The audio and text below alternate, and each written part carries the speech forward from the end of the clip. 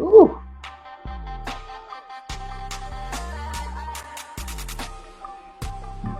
Wait. I like that TMH Live logo. I'm sorry, we want to start here. We want to start here, right? Nice. TMHCOMICS presents TMH Live. And this could be running in the background. Oh.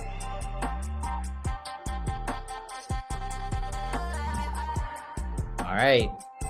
What's up? What's up? I like that. I like that visual. You made those visuals? Which one? Yeah. Nice. That's nice design. I just put it together real quick too. Again, we could really tweak it out and stay on brand. But that's like phase 1.5, I guess. Probably Yeah, really. I'm with it. All right. What's up, everybody? We're back. Finally. It's a new year, 2025. Happy New Year, everybody. Happy New Year. What's up, world? So we're a little What's light. up, all our listeners? Yeah, what's up? What's up? Go for it, CJ. Oh, like you said, we were a little bit light today. We've got a 3-man crew going. Really a 2-man presentation, but this is TMHCOMICS, the podcast. We've got a lot of exciting things going. Starting off with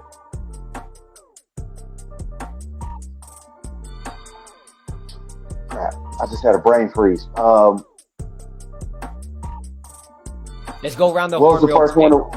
I mean, What are we gonna play?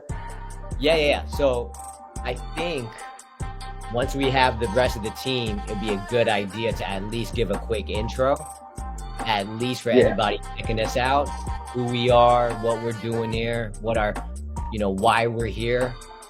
But again, with just us 3, I don't think that really makes sense. But anyways, I'm Eddie. You got CJ. I'm CJ. Yep. And Terrence, the man, the myth, the legend. He's on mute though. He's caught up in some stuff, but he'll be chiming in here. Listening in.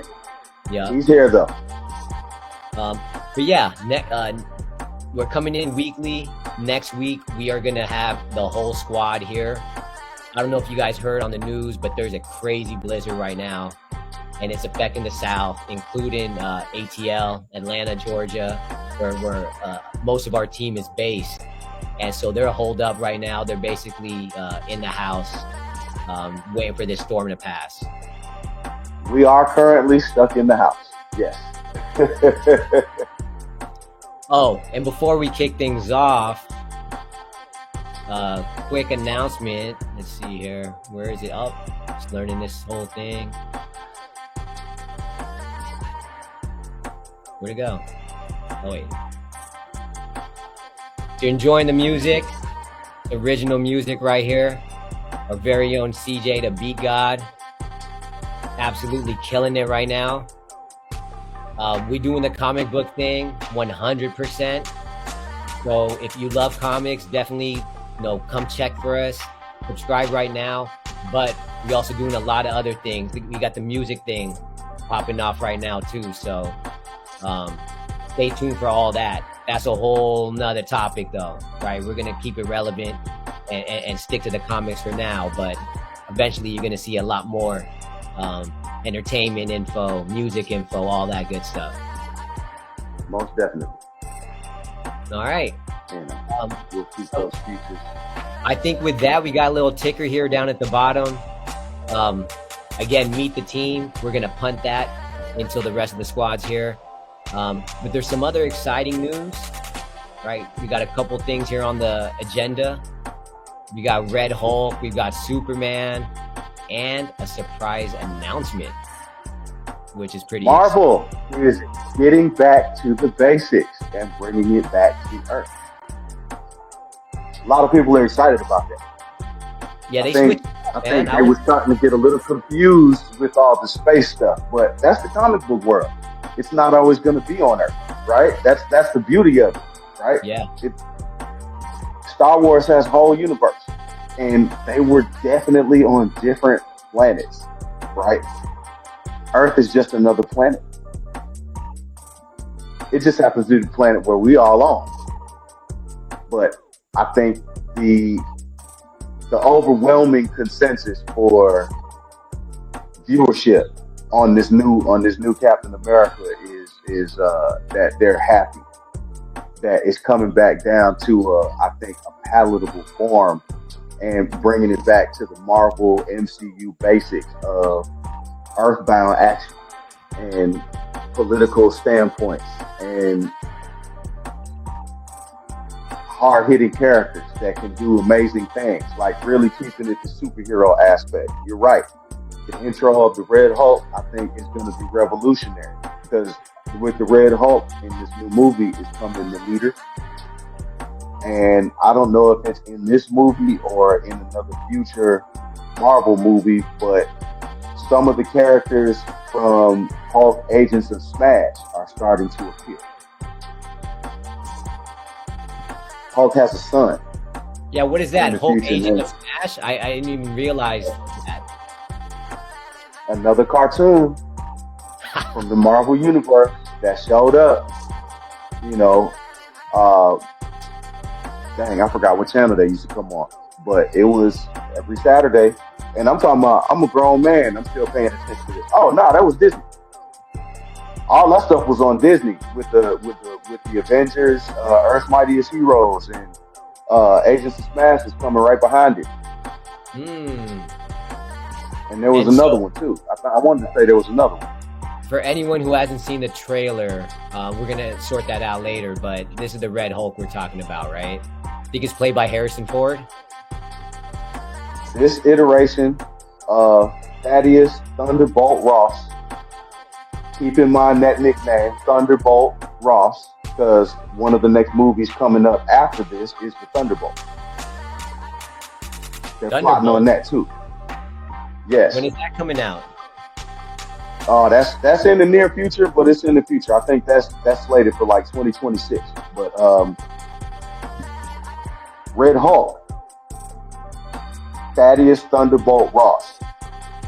He is a general in the U.S. Army who moved on to, if you saw in the Avengers, William Hurt before he passed away in, what was it, Infinity War or Endgame? In Endgame. And he was in Captain America Civil War, for all of the Avengers movies where they needed General Ross. William Hurt was playing General Ross. And for those that aren't familiar with the comic book lore, Thaddeus Thunderbolt Ross is the father of Betty Ross. Betty Ross is the Hulk's girlfriend. Right? That's Bruce Banner's lady. You remember the Incredible Hulk movie with Edward Norton? I don't think I watched that one. That one wasn't very good, right? I mean, it was kind of in those beginning stages. I liked it because I like them all. I even liked the Slow Hulk with Eric Bana, and that was definitely horrible. But I thought you were going to say it. No, that's where I thought you were going with it. Like his girlfriend. Oh, you remember? Oh, that's OG. Yeah. That's OG. No. Liv Tyler was Betty Ross. Oh, okay. In The Incredible Hulk is where I was going with that. And that's one of the first places I wanted to say that's where we saw William Hurt first show up as her father. But they had to get Harrison Ford because William Hurt passed away a few years ago. Or last year, I think. But yeah, I mean, he couldn't have made a better pick. You know, we know Harrison Ford's backstory. We know where he comes from. He's one of our greatest American action stars from the movies in the first place. He's Indiana Jones. He's Han Solo. Right? OG status. Harrison Ford is goated. And he's now about to take on the action form of Thaddeus Ross when he converts himself into Red Hulk. Which is a result of, I don't know if anybody knows the story of how the Hulk came to be. OG Lou Ferrigno, there he is. Had to pull this up, man, You for know, all the youngins out there who don't know. here's some of the bigger connections that a lot of people don't know just about Marvel in general, and how their stories are all linked. Bruce Banner was working on a government project under Thaddeus Ross to try to recreate a super soldier serum, and he was experimenting with gamma radiation, and that's how his accident happened. Yeah. Right? Peter Parker got bit by a radioactive spider because Norman Osborn and Oscorp was also working on several different ways to come up with a super soldier serum. And there's a reason why I keep saying super soldier serum. And it's because when Captain America got frozen after the war with the Red Skull, when he got trapped in the ice and frozen for 70 years and everybody lost him, they immediately lost the formula too. Because as soon as Steve Rogers was turned into Captain America, somebody jumped in there and attacked everybody, and the doctor that made the serum, was shot and killed. Damn. His notes were burned. I hear Dice Fox playing in the background. I like that. Switched it up. Ever since then, every mad science experiment in the Marvel universe has almost all been an attempt to recreate the super soldier serum that they used for Captain America. Correct. But because they didn't have the formula, they were experimenting on several different chemicals. They had different people working on different projects, all to see if they could come up with a super soldier serum. Right? So Spider-Man and the Green Goblin are results of super soldier serum experiments. Right?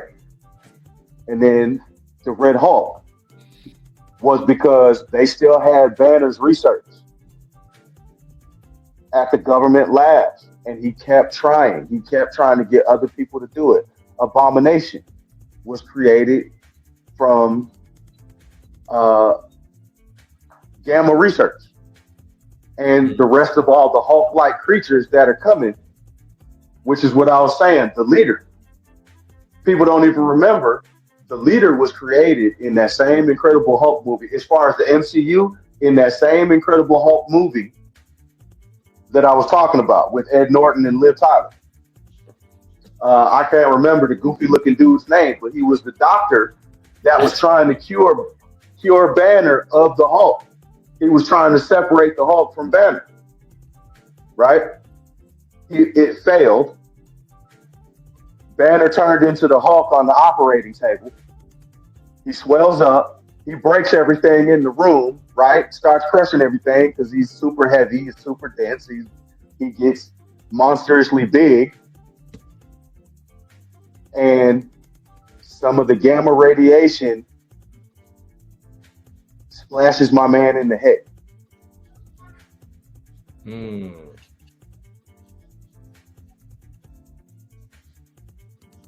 Hopefully they're getting the same guy to come back. But that's how the leader came about. He got a dose of gamma radiation to the brain.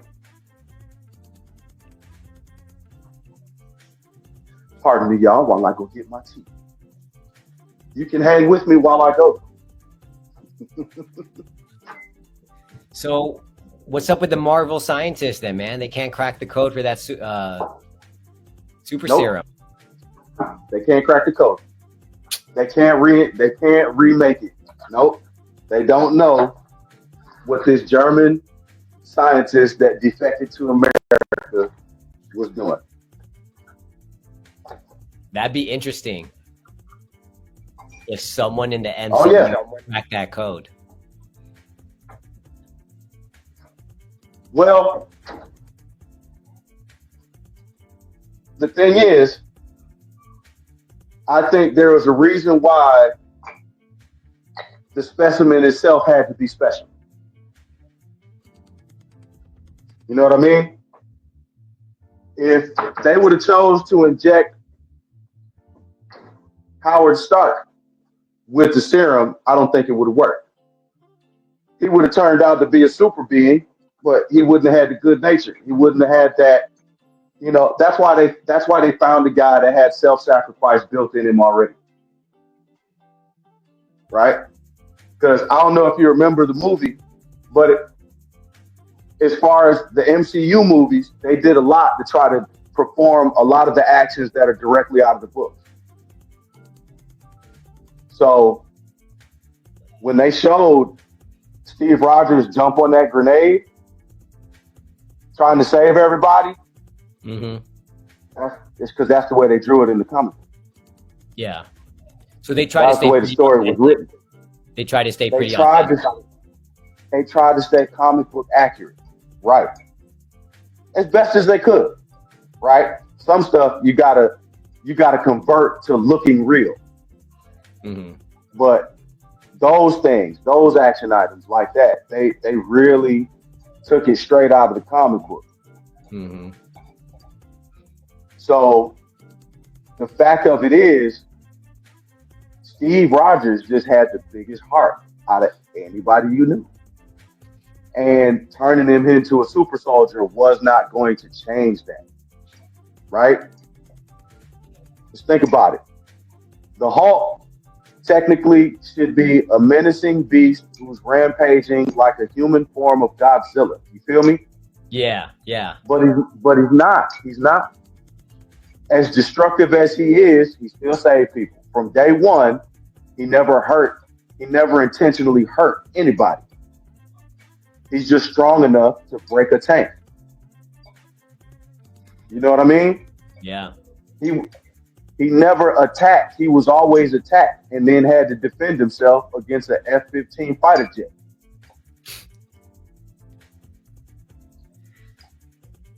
You know, what's he supposed to do with that? I find it interesting though how much he's evolved through each movie. Right? Where like now is it the Bruce Banner / Hulk like hybrid almost, where he's not Smart like Hulk. Smash. All of these variants were written in the comics. The only one we haven't seen yet is him turn gray. I do remember that when I was a kid. I remember seeing that the gray one. Gray Hulk had a long storyline too. Oh, and wow. Gray Hulk was supposed to be. Honestly, I think this Smart Hulk is kind of a variation of the way Gray Hulk was, because that's what Gray Hulk was all about. He was big and brutish, but Gray Hulk had his brain. You know, it wasn't that it wasn't never that the Green Hulk didn't have a brain either. He could understand stuff too, but he was so brutish. He wasn't a communicator. He wasn't talking. It was like he was an animal, right? Yeah. The Gray Hulk had more humanity in him. So there's a lot Marvel can do with that just the Hulk storylines then. Hulk is one of the longer storylines, right? We were talking about what comics we were. I was asking you earlier what ones you were into. When I was a kid, I got hooked on the Silver Surfer. Really? Yeah, what was it about he was shiny, big shiny dude with the cosmic powers, and he got his powers from this big giant godlike creature. Like I was just like, oh man, this dude is the most powerful being we've seen. And he brought me to my second character that I got hooked on, which was Adam Warlock. Adam Warlock. Now, when I tell you they did that man so wrong in the movie, he's in the last Guardians of the Galaxy movie. Oh, that's him? Look, I didn't even know. The golden dude? What do you mean? Elaborate. Adam Warlock is supposed to be all powerful and almost perfect. which is why they made him a member of that golden race of people, because that was their claim too, that they were perfect beings. And then later on, I think they're waiting to develop it. Hopefully, he comes back again. He'll become perfect once he acquires the Soul Stone. The Soul Stone is meant for him to wield. I'm gonna say something, man. So we talking about comic books that really got our attention growing up as kids, man, from reading comics. So that was one of my favorite comic books, man. It wasn't Marvel or DC. What was yours? It was an independent comic book. I can't remember the name of the company that did it, but the name of the superhero, his name was The Comic. And actually, Eddie, you can look that up right now. Comic. Yeah. Comet, like in Yes, space. yeah. The comic book. I have it here, but I can't remember I have to look for it, but I can't remember the name of the company that actually. Oh, Impact. Impact Comics. That's exactly what it is. Impact. Yep. Wow. Can you put on screen so you can show everybody who it is? Oh, of course. It was a dope story, man. I think they had 6 series, probably more than 6.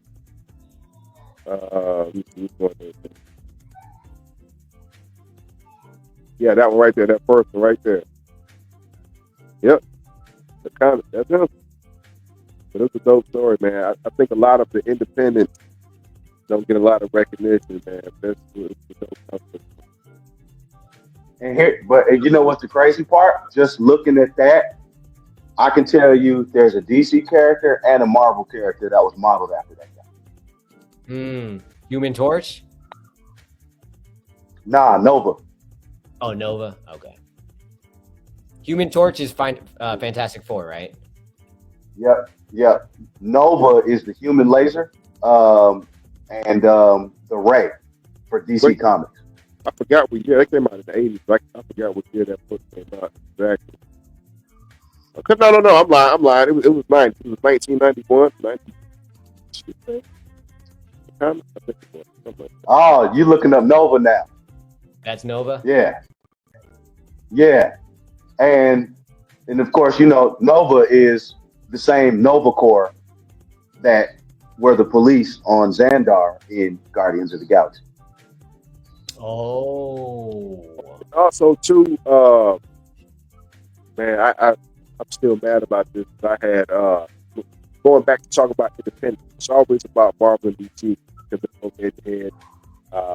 They always go against each other. But I always bring up I love to go even when I was dealing with music and going to the music stores. I would always buy the underdogs. I would always buy the independents. So for comic books, even though I have the majors, I'm always going to go get the independents. So we're talking about the comics. That I was going to say also too, the other comic book series I have, and then I'm mad that I sold on eBay some years ago. I had the Greatest American Hero. I still have the Greatest American Hero comic book series, but man, ended up having sold, and that's on me. And I'm always going to hate this, but I let go of signed comic book was a 9.43. And it's signed by William Cat, and it was signed by what's his name? If you say Robert Culp, I'm gonna reach through the screen and choke the shit out of you for letting that go. Wait. Hey, which comic is this? I still have another Greatest American Hero comic book signed by William Cat, and I'll never let that go. But I should have let the other one go because it had Robert Culp. Because it had Robert on there. Yeah. Who are these people? No. School me. You got to look up the TV show. The comic was less popular, but Greatest American Hero. 1981. Wait. You're talking about this guy here? This looks... Yeah. Okay. I was holding back. I don't want to say anything. I don't want to offend anybody. Looks kind of goofy.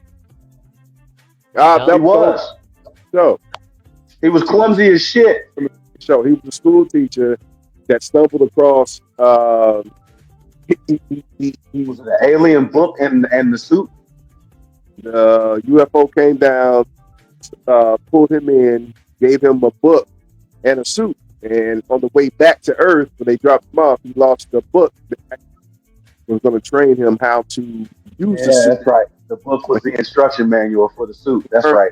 I knew it was the book and the suit. I knew that's what that was. It was the book and the suit. I knew that part. He ended up losing the book in the desert while he was heading back home. But as the series went on, I think by the second season he started learning how to use the suit without the instruction manual book. But by the third season, they came back. The aliens came back and gave him another book that he still ended up losing again. So yeah, I mean, the show was intended to be kind of silly, but at the same time, it became a cult classic because it was a dope show anyway. I mean, it was one of the top shows on TV at the time, most definitely. I know I tuned into it every week. This was 1981, you said? What year? 1981, I think, when it first came out. And I think it was ABC, if I'm not mistaken. Yeah. And it lasted for a while. And I want to say it went into syndication for a small minute because I was a little kid, but in 81, I was only 3. So I definitely didn't have it in my mind at 3 years old. But later on, I was still seeing it on TV. No, yeah. The show lasted 3 seasons, but it went into syndication. And then after the third season, Ralph Hinckley had to end up, he ended up having to give away his suit because people started knowing him too much. He became too popular. So the aliens came back and told him that he had to go find somebody else to pass the suit along to. When he ended up doing that, he ended up finding a female to pass the suit on. That's when they came out with the first season of the Greatest American Heroine, or heroine, whatever you want to call her. But it only lasted a pilot season because I think people kind of lost their interest in it. They wanted to see, I don't know if they didn't want to see a female show about him, or if they were like, okay, well, if it's over, so we're not going to do it.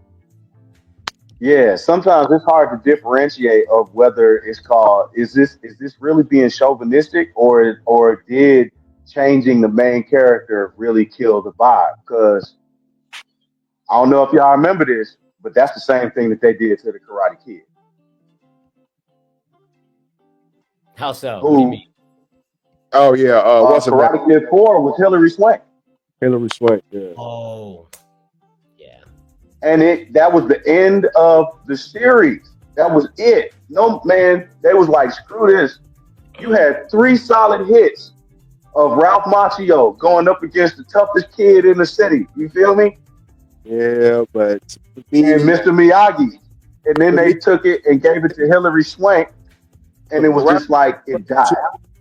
After the second Karate Kid, when he went to Okinawa, after that, when he went to the third Karate Kid, that's when I knew it was starting to go downhill, and it just wasn't the same. The first 2 were the dopest Karate Kids out of it. And now I felt that too. I brought it back. The TV series is even dope. You know what I'm saying? It's always like that with sequels, bringing all the villains from back in the day. So the TV show is dope. But I was in love with the show. I'm in love with that show, bro. That's dope. And the 4th movie, Karate Kid. Right. Yeah. Cobra Kai on Netflix. Yeah. That show's legit. That's the Karate Kid. Yeah. I know. Come on, man. I know Karate Kid. I'm just saying, like, yeah. But then, yes, and it's exactly what he said. Even the guys from the 3rd and the 4th movies, they started bringing back. I don't know if y'all saw this. They're actually making another movie now. Like, the show got so popular, they're doing another movie.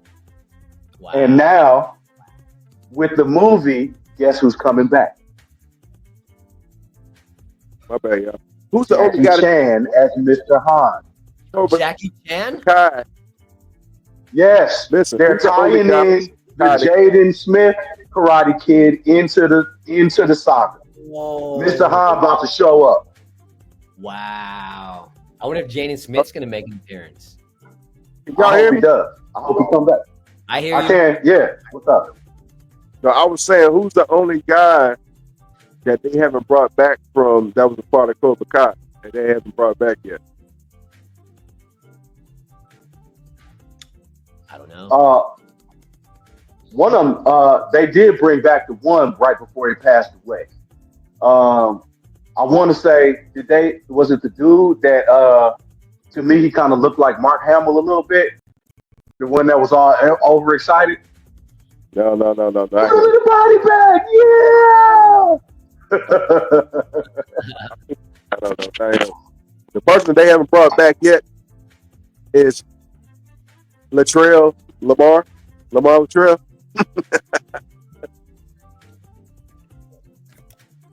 Lamar Latrell. Yeah, you don't even know what I'm talking about. I don't even know who that is. The only Latrell I know. From Revenge of the Nerds? He was the black kid that got his ass whooped in the fucking sparring session by Johnny. That's the only guy they ain't brought back. Of course they didn't bring his weak ass back. But you know what would have made it dope? You know what would have made that dope? If the black kid in Cobra Kai was their kid, was that man's kid. If he was a Latrell. Right. They should have did that. They forgot about that. That's too much. That's a stretch. Why? Because in this Daniel and Johnny, LaRusso got 2 kids, and now they're heavily involved in the karate tournaments. His daughter's one of the best. Johnny's son is one of the best.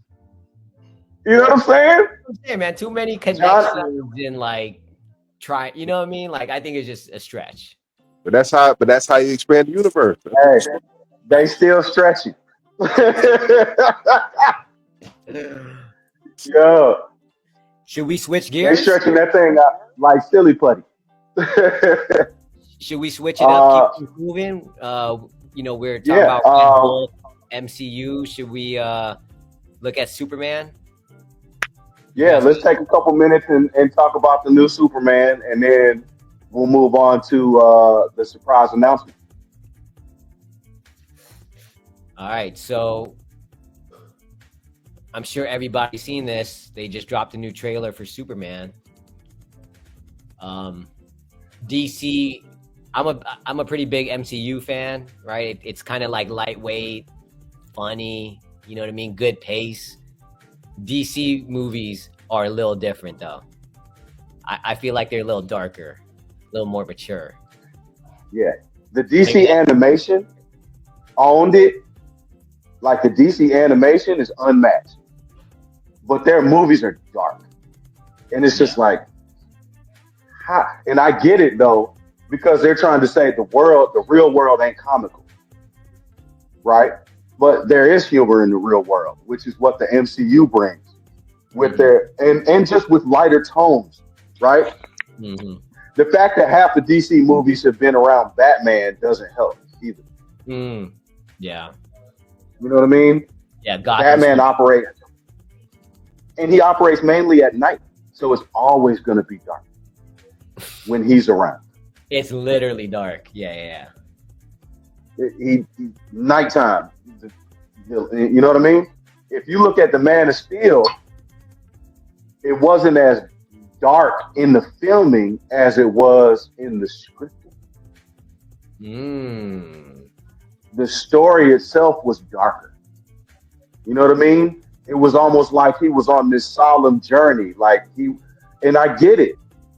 I think it was more realistic to see if he was an alien. Why would he have human emotions? And he was by himself, lone on the planet. So it was almost like he had an air of being depressed. Because he had no idea who he was. You know what I mean? I mean, deep rooted. He didn't know where he came from. He doesn't know any of his people. He has no relatives. He had to be adopted, and he got love in the human world because he's a humanoid form. But at the same time, he still knew by the time he found out that he wasn't human it's like it took his demeanor into a solemn state. You know what I mean? And Henry had the perfect convey in the face of, I'm going to do what's right. I'm going to stand up for what's right. But deep inside, I'm in pain. Mm. He's not coming back for this new one, right? It's someone else? Mm-mm. The new guy is now David Cornswet and James Gunn, who is known for the Guardians of the Galaxy. So again, more comical, more satirical, more just more humorous in so many of the things we do. Like, he's already started. I don't know if people have seen it, but James Gunn had just released Creature Commandos on HBO Max. Right. I don't have HBO Max. And it's all good. Creature Commandos is basically a spinoff of what the DC TV shows were trying to do when they had Doom Patrol and then the Suicide Squad movies, because this is Amanda Waller, and instead of the younger Rick Flag, this is his father, Rick Flag Sr.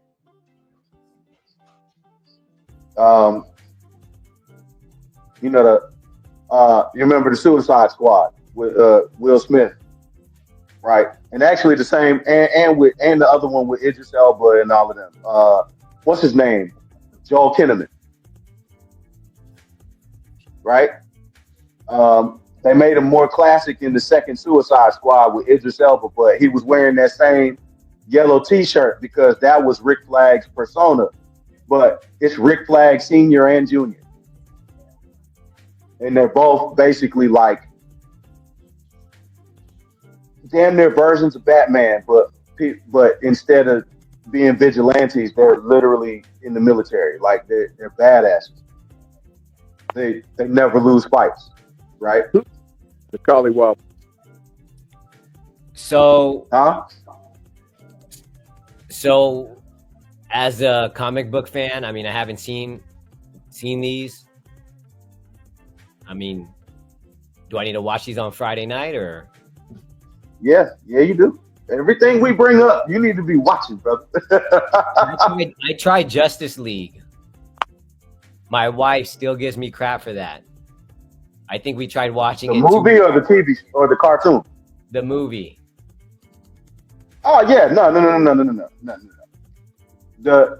Your comic book knowledge is gonna come from the cartoon, the animation. I know you were talking about Justice League, the cartoon, right? Being one of your faves. Oh, you don't understand. Justice League Unlimited, and Teen Titans, Young Justice. You need to start. You gotta watch them, dog. No, Chris. He needs to start 1980s. You need to start from the beginning, brother. Super Friends. No, you need to see Super Friends. You need to watch the Super Friends. Yeah, you need to start there and work your way up, man. Yeah.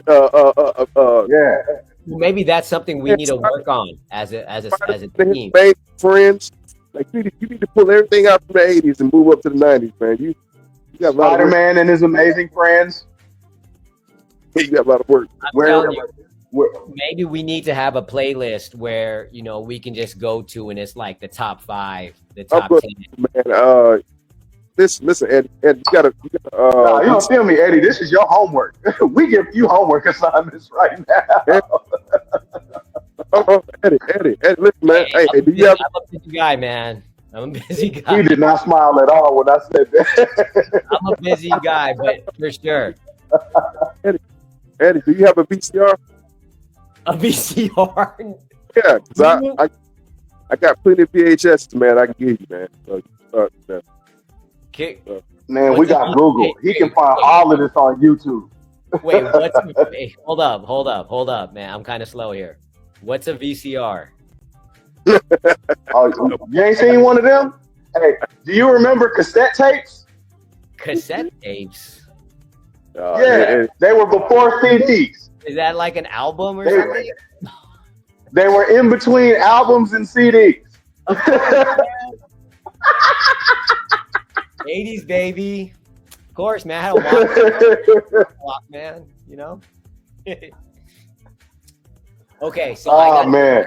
way back, Super Friends. You're saying that's all on YouTube right now?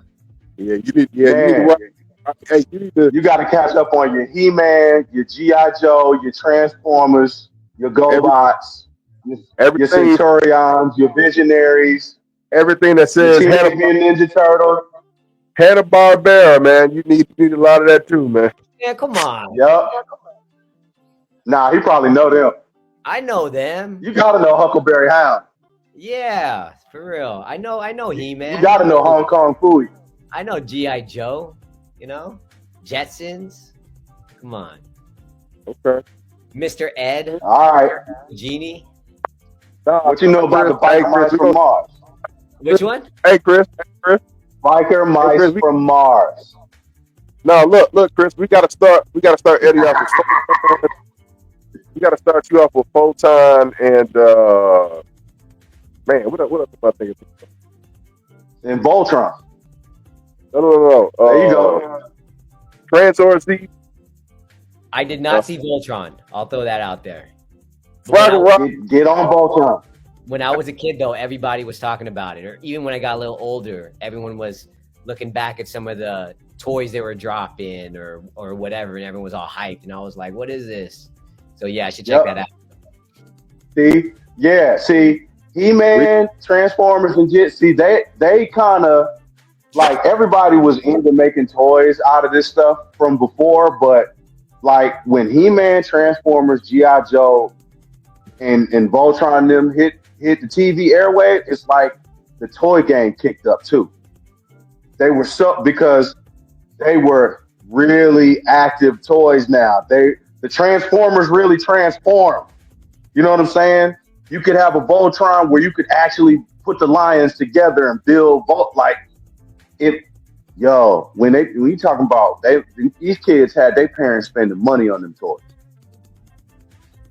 I could go dig in my garage right now and pull out the evidence. The Voltron toys, man. If you still have the ones that are metal, oh my God, they worth so much money now, man. These are the ones I'm talking about. The ones where the metal lions, you could pull their tails up and shift their legs up and actually build Voltron. Well, you could do that with the plastic ones too, right? Yeah, but it's not the same, man. Like you got. It ain't the same. You gotta get the original. You know what? You gotta get the die-cast metal. A lot of people still have them though. Hey, it's not that bad. The prices. Go to eBay and look it up. Yeah, eBay right here. 1980. I got a name for him. Terrence. Eddie, what you know about the Bionic 6? Bionic 6? Yes. I don't. Bionic 6. Woo, woo. Nah, man. You gotta stop playing with Eddie, man. Eddie can start from Jubilee Zoo to Reading Rainbow, man. Before you start getting my God. That was like comic. Rainbow. That's like sending them back to Sesame Street, nigga. We ain't sending them to Sesame Street. Rogers? Come on. Yikes. Hey. Don't I ain't sleep coming on back. Mr. Rogers, Next week, man. I'm done. Hello, boys. That's not the right one. Oh, that ain't it? That's not the right one. That said $119. That ain't it. That ain't it? Nah, that's not it. It says metal on it, though, no? Wait. Unless it's not. Nah, that might. Those are only 2 lions. They might be charging that for just a few. Oh, no, you got the whole. Oh, it's a small one. Yeah, that ain't it. That's not it. That would still work, but that's like you said. You're right, Eddie. That is Voltron. Yes, that's why. But that ain't the big. Like it was like a foot tall. So is it maybe this one? No. Oh, that's something different. Oh, that's not it. That's brand new. That's a new one. That's not it. We're talking about the OG. Yeah, you got to put like 1980. Oh yeah. If you haven't found like the original ones from back in the day, yeah, they're probably going to be cheaper. Yeah. Wait, Hey, I buddy, go to I still got Battle Damaged Skeletor somewhere deep down in my damn garage toy bin from when I was a kid. We got all of that. Let's see. where's What else completed is one of the listing? good ones that we can start with? Huh? Like, I want to see the completed listings to see the most expensive ones. See, now we got him doing real research right here. Hey, they're asking $1,200 right here for this 1997. There you go. And that's late. This is late. That's a right? later model. Yeah, you say 1996? Wow, $1,200.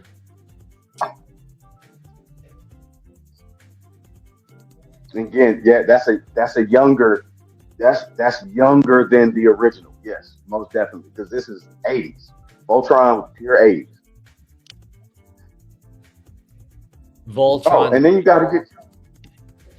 I know you remember the Thundercats too now. See, Chris, when you said Wildcats, that's what I was thinking about. Thundercats. I knew Thundercats. They just re-released that on Netflix, right? Probably.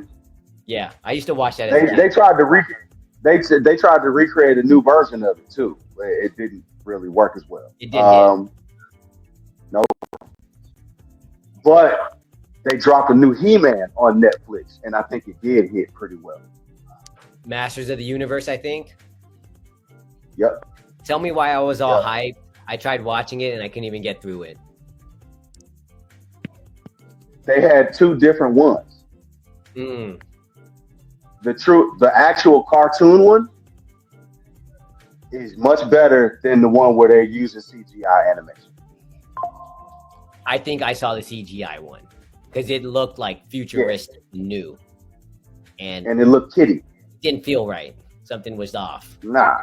The cartoon one that they dropped was done by Kevin Smith. Okay. And you know he ain't gonna play. Yeah. You know what I'm saying? Yeah. We're making it dope. That's So yeah, that one was pretty much a hit. Okay, good. Yeah, Kevin Smith, that's the main Silent Bob guy, right? Kevin Smith is Silent Bob. Yeah. And he's very big in the comic book world now and directing with animation and all that kind of, like, he behind the scenes with that kind of stuff. He's a legend. I remember he had a reality show where him and some other guys opened up a comic book store, and they would just talk comics and. Exactly. I think that was like 10 years ago. That was a while back. Mm-hmm. Because if you remember the whole Jay and Silent Bob stuff, it was Mallrats first and then Clerks. I think it was Clerks first and then Mallrats. Was it? I'm pretty sure. Because Clerks was the one. You might be right. Yeah. Hey, those are some cult classics though, for sure. Exactly. They don't make movies like that anymore. They can't. Too censored. Me Too movement don't get them. Yeah. Not too much green screen. Like, they're not filming on location, man. I think it throws me off. Like, I can sense when it's not like actually filmed on location and it's just off. You can. You really can. Because it's like, I can almost kind of see that you didn't even work hard enough to smooth out the lines. Like, it looks good, but then I still look at it like, the definition is almost too high. Mm-hmm.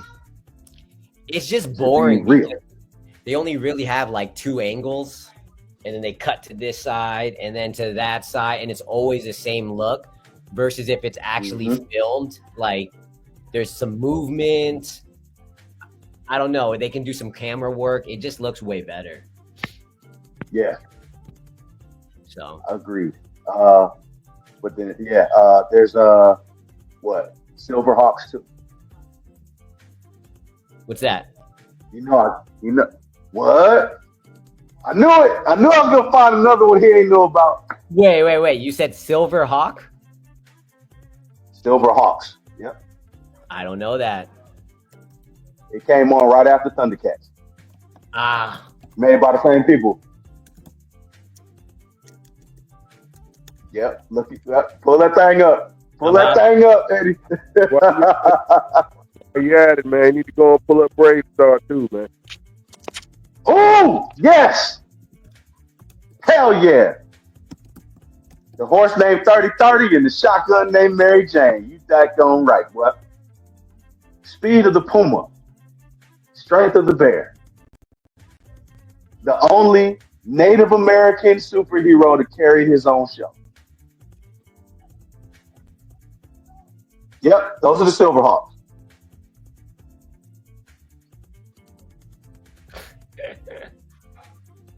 Silverhawks. Hell yeah. And as you can see, they made that a comic and all that stuff too. The cartoon was raw dog. It was all in space. And as you can see, they were basically bird people, but the bird stuff was basically just their suit of armor. But they were space flying. It was a raw dog show, man. It's crazy. Now, go on and pull up Brave Star. Go on and pull up. You got to pull up Brave Star now. Brave Star? Yep. And the Galaxy. We just reminiscing right now. Oh man, you got me about to go crazy. Galaxy Rangers. Oh, I used to love that cartoon. That might be a nice topic for a future stream. You know, again, ranking the top ones, maybe from like the 70s, the 80s, the 90s, all time, whatever. And the great ones that time forgot, like Brave Star. When I tell you, this cartoon was awesome, bro. I don't know, man.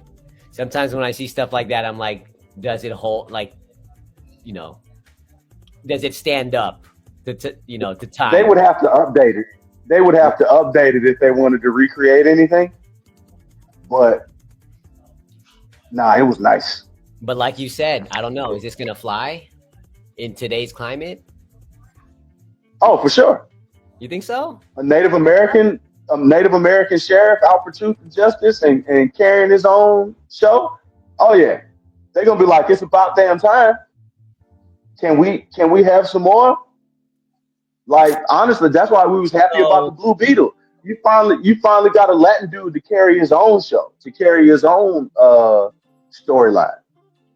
Yeah, they keep acting like the only people that can carry their own storylines is black and white people. Yep. Unfortunately, that's just the reality of today. Right. But you can see back in the 80s, they tried. Every generation, they tried. Not this generation. Because I'm telling you, that show was a hit. That show was on for several seasons, man. It lasted for a minute. Huh. That'd be interesting. You know, we got the comic book thing going here.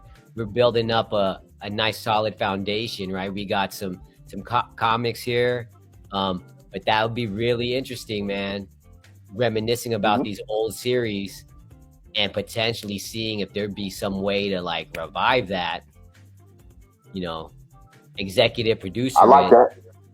Just saying, no one's probably touching it because like it's forgotten in time. And if we needed to, we could be the ones to diversify it if we got that. You're right. That's cha-ching. That's money right there. Yep. Because it is, the Power Rangers shows you that. You can keep. Yeah. You can keep changing and re-diversifying. You know what I mean? I think it's about that time. I think it is. So we're gonna switch gears again. Again, we're just talking shit, having fun, reminiscing, love for comic books, our Life is childhood, good. right? But we got a big announcement. Terrence, you want to do us the honors here?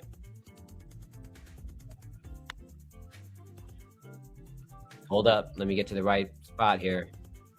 Boom. Yo, can you hear me? Can you hear me? Yes, sir. Yeah, you on? Yeah, so TMHCOMICS, man, we're moving everything over. Not just for everything that's on Amazon.com. It's all books, all 19 books are there, but been transferring everything over to Spotify. So for those of you that don't feel like reading and don't want to read, or maybe you're too busy or maybe you're too lazy, you can go to Spotify, and it is on TMH Comics Podcast is on Comics Presents Lite Talk, and you can actually be able to hear some of these stories. I have one story dropping for the rest of this week every single day, and so right now, I think it'll be 19, it'll be probably about 15 of the stories up, 14 or 15 of those stories up. So for those of you that are interested, please continue to support and go to Spotify and Amazon, or either one or the other, and check us out. So you can either hear the interviews that are on there for the stories, or you could also go to Amazon.com and look up the stories' names, book names, and actually get them on Kindle as well. You can download the book, but you can actually listen to it. So have the Audible and the audio and the tech for you, man. So take a look at it. www.tmhcomics.com, Amazon.com, and Spotify.com. You heard it right there, people. From the creative mind himself. We out there. Yes, sir. We on Amazon. We on Spotify. You get your comic books. TMHCOMICS.com is on and out. Go get it. Yep. We'll make sure we add the link in the description here. Again, if you're a comic book lover and you just, you want cool stories, different characters, different viewpoints, there's 19 books, y'all. Don't be sleeping on this, but just check them out. And if anything, join in the discussion, man. Share some feedback. Let us know what you think. The team here is fully committed to, blowing this up and trying to present the best stories we can. And so if you got any feedback, any ideas, let us know. Again, we love Absolutely. to hear. I'm sorry, you were saying something, Terry? No, I was just saying, can you scroll through some of those so they can take a look at it, so we can have like all the single episodes that are on here so they can see. Dang, I didn't even know there was all these down here. Mm-hmm. Actually, check up. Let's see. Hit Ignite. Ignite. You see what Ignite is? Yeah. Hit play on that. See what happens. Hopefully it comes through. Let's check this out. Let's see.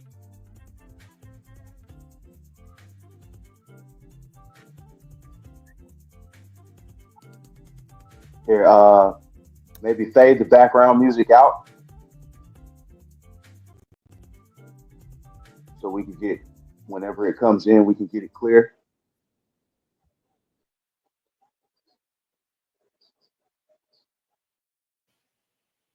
Oh.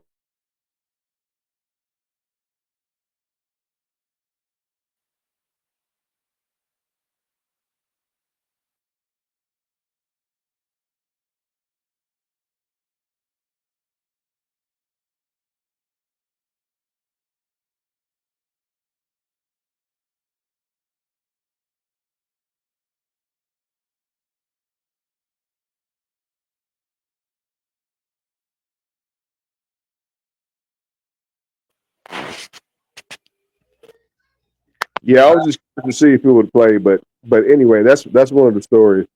Regardless if it played or not, they can go to Spotify and check it out. Yeah, I don't know if that came through. I hope it did. I'm not 100% sure. I think it should be able to, but if it didn't, my bad. Just want to give you a sneak peek. Again, totally relatable stories, want to give a sneak peek just to give you a small little taste, but you got to go to tmhcomics.com to check it out. Check it out on Spotify. I know everybody got Spotify, right? No excuses. Just check this out. You're going to love them. Absolutely.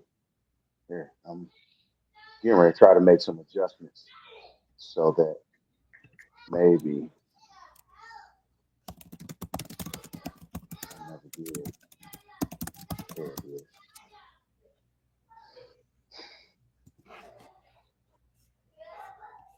I don't know why that audio didn't come through.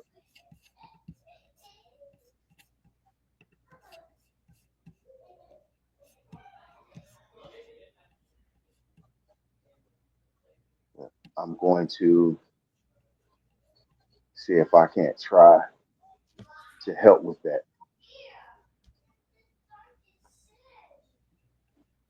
Never even realized I didn't even have Spotify installed on my tablet. I had it on my phone, but not my tablet.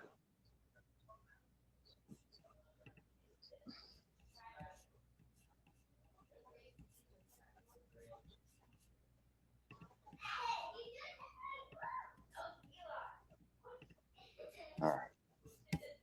So just a little bit of slight radio silence. If you would, after this works, let me make sure. Looks like Terrence just dropped off.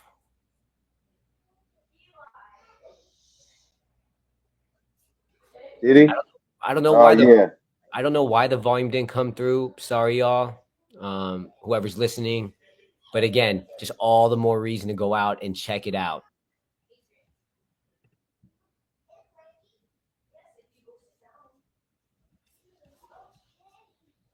Yeah.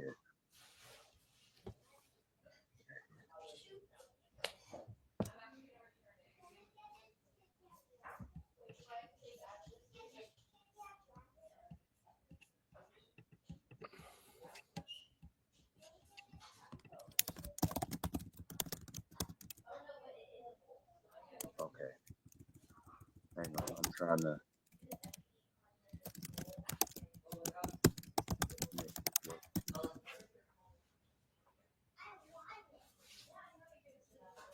Oh, okay. I see. Hold up. Let's run this back.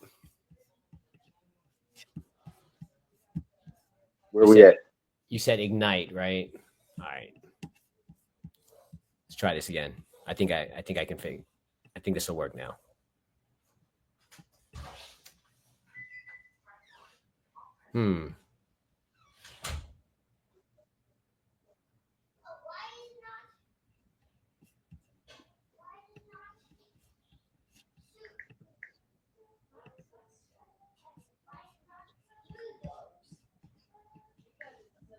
There it is.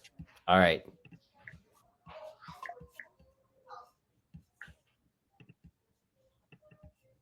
The story paints a vivid picture of Frank's world. He's got that worn punching bag in his basement, a relic of a boxing career cut short, and cracks in his apartment ceiling that mirror the cracks in his own life.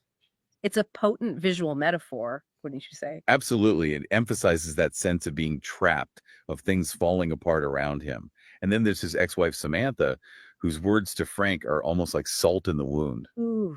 The story describes her as saying he'll never be able to give her and their kids the life they deserve. It's brutal, right? And it really underscores that feeling of being stuck in a downward spiral. You're battling job stress, relationship issues, financial strain. It's enough to make anyone feel like giving up. Yeah. But instead of dwelling in that despair, Ignite uses it as a springboard for transformation. And it does so through a truly suspenseful event, a mysterious accident at the airport. Frank's inspecting a plane when he notices this strange yellowish green liquid leaking from the metal frame, and suddenly, boom, an explosion rocks the airfield. Okay. Damn, I'm on the edge of my seat, man. But I had to cut it. Should I keep going? Yeah, play it. Keep going? All right. Play the whole thing, man. Okay, so now we've got this We got time. in this weird liquid. It's impossible not to think superhero origin story, but what sets Ignite apart is how it handles those classic tropes. Exactly. It doesn't just give Frank powers and call it a day. The accident leaves him with severe burns, crippling medical bills, and the very real threat of losing custody of his kids. So now, on top of everything else, he's facing this whole new level of crisis. Talk about adding insult to injury, right? Yeah. But it's within this crucible of pain and uncertainty that something extraordinary begins to happen. Frank starts noticing changes in his body, incredible strength, heightened senses, lightning fast reflexes. It's as if the accident, and perhaps that mysterious liquid, unlocked some hidden potential within him. And Ignite doesn't shy away from showcasing the dramatic contrast of this transformation. One moment he's struggling to pay rent, the next he's effortlessly lifting a maintenance truck to prevent a fuel tank from exploding. It's a scene that perfectly captures that sense of awe and disbelief, both for Frank and for the reader. It's almost like that moment in superhero movies where the character first discovers they can fly or they stop a speeding train. But in Ignite, it's grounded in a much more gritty, everyday setting. We see Frank wrestling with these abilities, not in some fantastical training montage, but in the midst of his ordinary, chaotic life. And that's what makes his internal struggle so compelling. He's not just grappling with newfound superpowers, he's grappling with fear, confusion, and the weight of responsibility. Does he use these abilities for good? Does he risk exposure and upend his already fragile life? Or does he keep them hidden and try to maintain some semblance of normalcy? It's a classic dilemma, but one that Ignite explores with the depth that goes beyond the typical superhero narrative. And Frank's decision.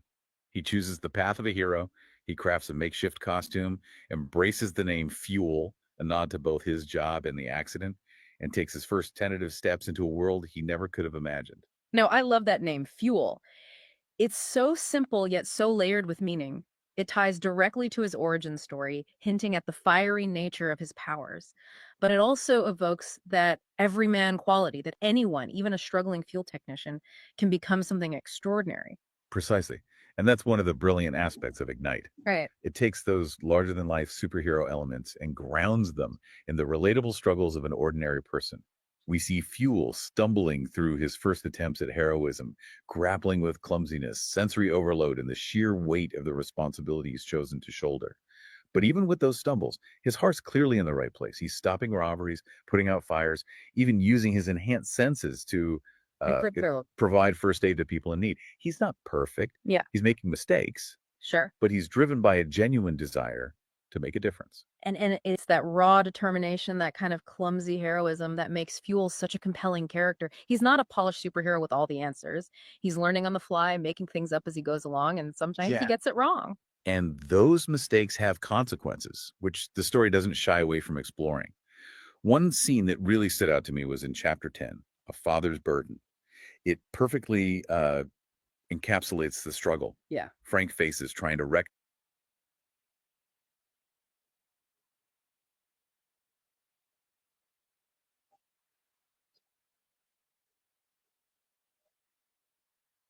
Okay, you did Right. cut it. I was gonna say it played for a good little minute, and I felt like it got to a point where it was like, oh, that's a good place to cut it because you don't want to give them the whole thing because then they won't have a need to go read it and listen to it for themselves over there.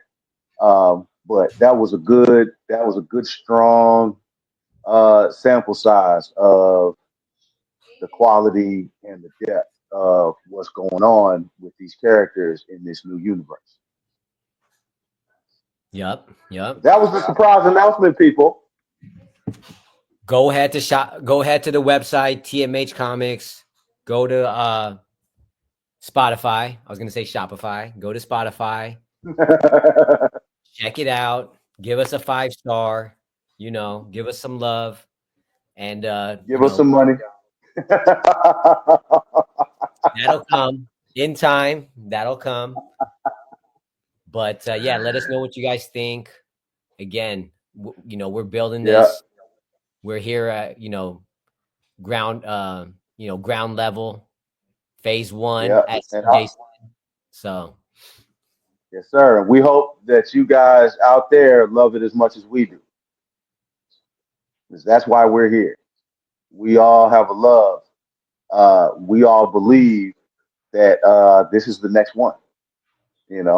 This is this is the future of comics, and soon, hopefully, we'll be making some more announcements. With further developments.